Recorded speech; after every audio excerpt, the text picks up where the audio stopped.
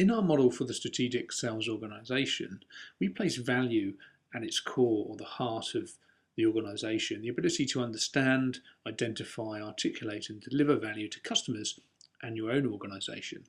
Now, value is really a buzzword in the business community at the moment, and everyone's talking about value, but sadly, not many really appreciate what it means, and value has become rather of an enigma for many organizations. Many are struggling to clearly articulate their value proposition, to capture the full value of their products and solutions during the sales process, and to demonstrate differentiated value versus their competitors. And consequently, they end up competing on price and giving away margin to win or retain customers. They focus on cost reduction and organizational efficiency as the main lever for improving company performance, and inevitably over time they become increasingly commoditized and profits suffer. And often you'll find that the sales force do not understand or articulate the value proposition that executives may believe they are actually selling. So what is missing? Well, failure to demonstrate value is usually due to the absence of two key things. Firstly, the economic reasons why your solution is superior to a competitor's solution.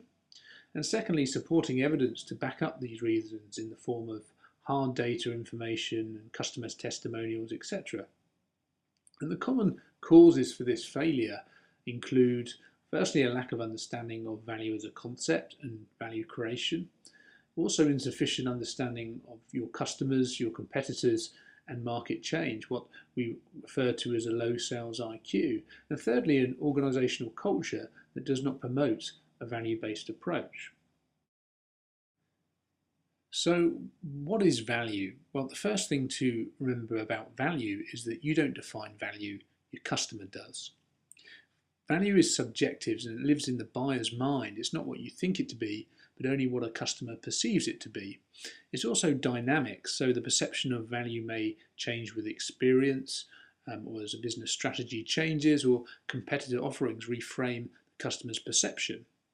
And value is also relative. It's relative to competitive offerings, it's relative to time and the context of each situation. There are multiple value drivers in a business-to-business sale, but all relate back to three core value dimensions: revenue, cost, and emotional value. Now, this is a model adapted from the value triad, which is presented by Harry McDivitt and Mike Wilkinson in their book Value-Based Pricing. Now, examples of revenue drivers would include speed to market, helping a client achieve a higher price or improving the quality of products and services.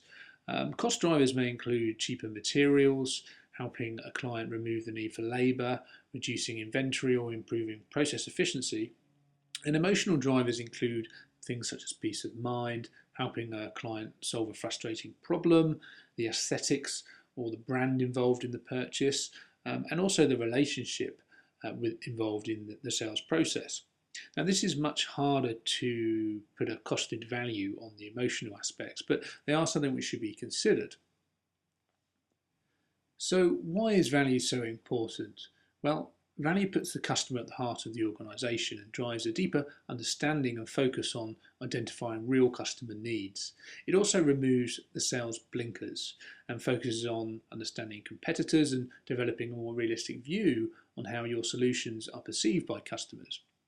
It promotes strategic thinking and innovation and creativity across the sales function and the wider organisation, and it promotes a more consultative and collaborative sales approach.